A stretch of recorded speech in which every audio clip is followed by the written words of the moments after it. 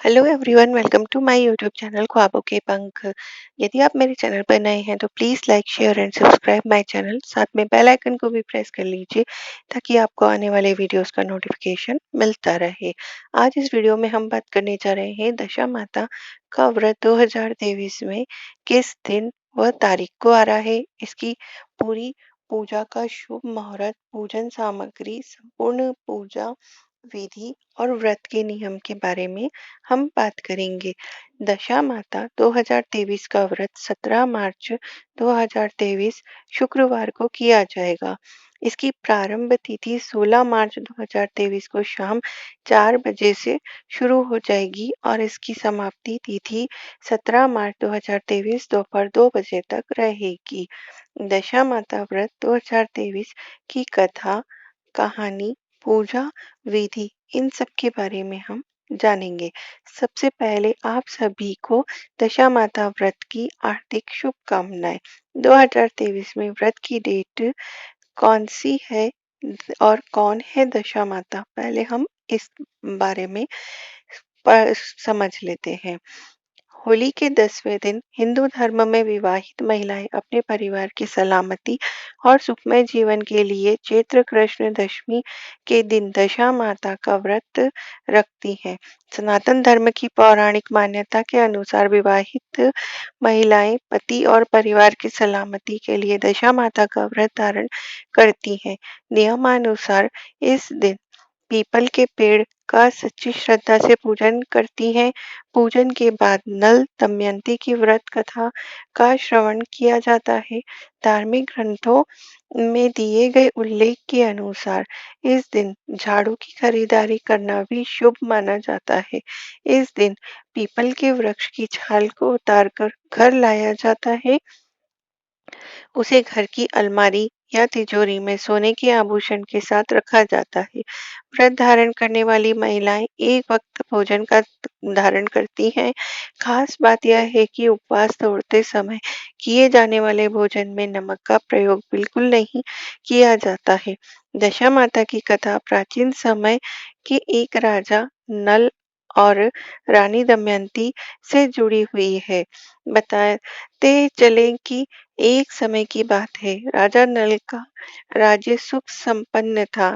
प्रजा राज्य में सुख से जीवन जी रही थी। एक बार की बात है कि होली के दिन राज ब्राह्मणी महल में आई। उन्होंने रानी को दशा माता का डोरा दिया, जिसके बाद उन्होंने रानी से कहा कि आज के दिन ये से सभी स्त्रियां दशा माता के व्रत रखकर डोरा धारण कर रही हैं।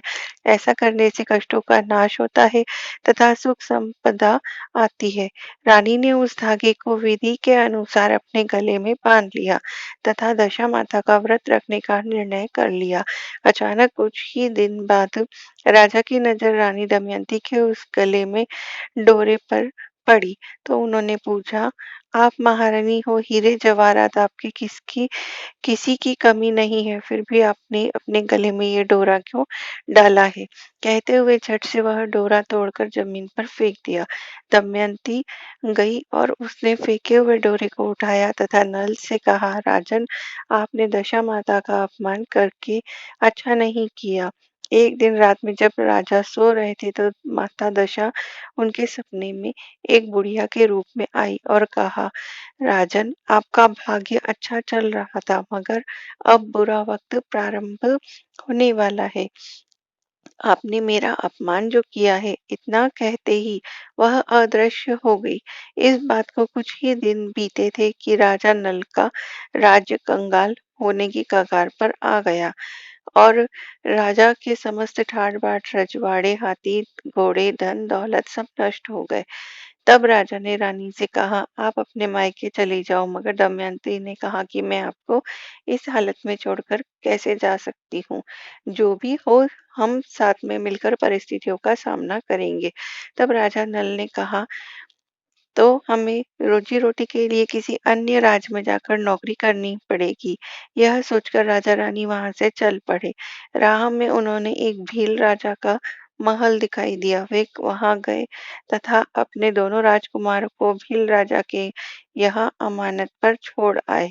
कुछ दूर निकले तो उनके एक मित्र राजा का महल आया। जब वे दोनों वहाँ गए तो राजा ने उनका खूब आदर-सत्कार किया, अच्छे पकवानों के साथ उन्हें खाना खिलाया तथा रात को अपने ही शयन कक्ष में सुला दिया।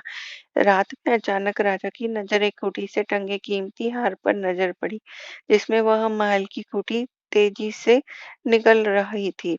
कुछ ही देर बाद वह उसे निकल गई।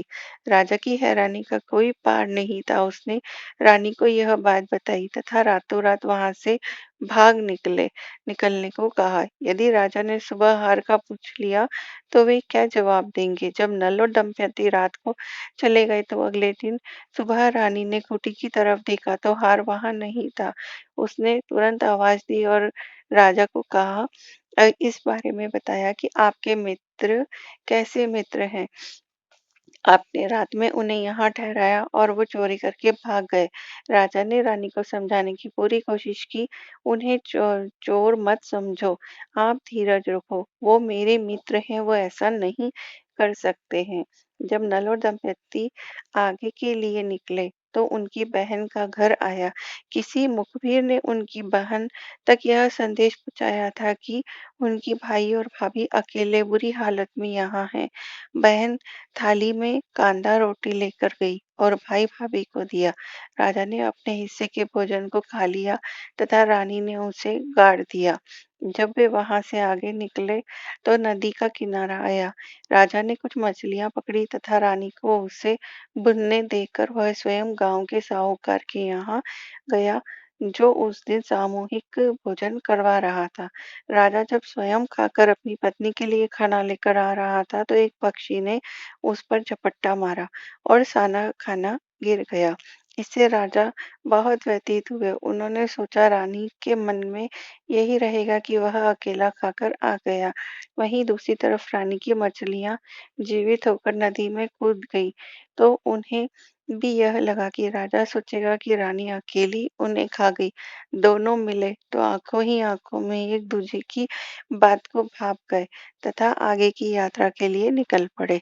आगे चलते-चलते रानी का मायका आ गया। जब राजा रानी ने यहाँ पर काम कर लेने का निश्चय किया, रानी अपने ही पिताजी के राज दरबार में दासी बनकर रहने लगी तथा राजा उस गांव के एक तेली की घानी पर काम करने लगे। कुछ महीने बाद होली का दशा आया। उस समय सभी रानियों ने स्नान किया तथा सिर धोया। दासी ने भी स्नान किया। उस दासी दमयंती ने सभी रानियों का सिर गूंथा। उसने राजमाता का भी सिर गूंथा। तब राजमाता ने कहा, मैं भी आपका सिर गूंथ दूं। राजमाता दासी का सिर गूंथने लगी तो उनके सिर पर पद्म का निशान दिखाई दिया तो उनकी आंखों में आंसू आ गए। एक आंसू दासी की पीठ पर छलका तो उसने राजमाता के रोने का कारण पूछा। तो राजमाता भावुक होकर कहने लगी, मेरे भी एक बेटी है जिसके सिर पर पद्म का निशान है। मुझे यह देखकर अपनी बेटी की याद आ गई। तब दासी ने सारा सच उगल डाला तथा अपनी माँ से कहा कि मैं दशा माता का व्रत रखूंगी तथा अपने पति की गलती की माफी की याचना करूंगी। जब दासी की माँ ने अपने जवाई के बारे में पूछा तो दासी ने बताया कि वो तो गांव की घासी के यहाँ काम करते हैं। तब सैनिकों को वहां भेजा गया। राजा को महल बुलवाया, उन्हें नवीन वस्त्र पहनाए तथा भोजन कराया। रानी दमयंती ने दशा माता का व्रत रखा। उनके आशीर्वाद से राजा रानी के दिन पलट गए और दमयंती के पिता ने खूब सारा धन, लाव, लश्कर, हाथी, घोड़े आदि देकर बेटी जवाई को विदा किया। घर वापसी के रास्ते में वे उस स्थान पर गए जहाँ मछलियों को भूना था। तब दोनों ने पक्षी द्वारा भोजन गिराने तथा मछलियों के जीवित हो जाने की घटना एक दूसरे के साथ साझा की। जब वे अपनी बहन के गांव गए तब रानी ने जिस जगह भोजन गाड़ा था वहां देखा तो सोना और चांदी थे। जब राजा और रानी अपने मित्र राजा के महल गए तो उनका खूब आदर सत्कार किया तथा विश्राम के लिए उसी कक्ष में भेजा। रात को राजा ने देखा कि उसी खूंटी से वह कीमती हार निकल रहा था जिसे उसने निकल लिया था। अगले दिन वे भील राजा के यहाँ गए तथा अपने पुत्रों को लेकर राजधानी पहुंचे। नगर पहुंचते ही उनका खूब आदर सत्कार हुआ। राजा नल उसी ठाट बाट से दोबारा राजा बन गए। यदि आप भी सुखमय जीवन जीना चाहते हैं और तमाम कोशिश कर रहे हैं, उसके बावजूद भी सफल नहीं हो पा रहे हैं और सुख समृद्धि नहीं आ रही है, तो आप लोगों को भी यही करना चाहिए कि दशा माता का व्रत रखें, उसका विधि विधान के अनुसार पूजा करें, तो इससे आपके तमाम संकटों से आपको छुटकारा मिल जाएगा। दशा माता की कथा कर सुनने मात्र से भी इंसान को बहुत फल प्राप्त होते हैं। दशा माता के व्रत की पूजा विधि तथा तरीका इस प्रकार है, जिसे ध्यान में रखते हुए पूजा की जाए तो सुगत फल की प्राप्ति 100% संभव है। सुबह नहाने धोने के बाद इस व्रत को धारण किया जाना चाहिए, जिसकी पूजा घर में ही संपन्न की जा सकती है। घर के एक साफ सुथरे कोने में का स्वास्तिक का चिन्ह बनाएं तथा उसके पास 10 बिंदियां बनाएं। पूजा की सामग्री में रोली, मौली, सुपारी, चावल, दीप, नैवेद्य, धूप आदि को अवश्य लाएं। अब दशा माता की बेल बनाएं, जो एक धागे में गांठें बांधकर उन्हें हल्दी रंग से रंग कर बनाएं। पूजन के बाद उसे गले में धारण करना चाहिए।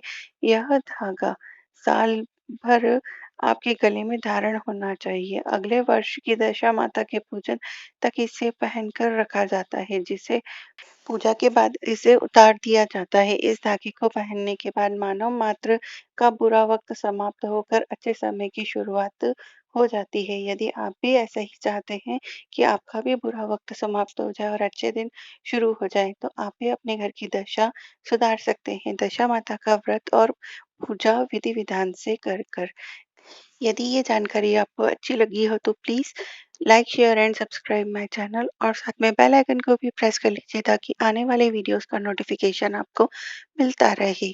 धन्यवाद।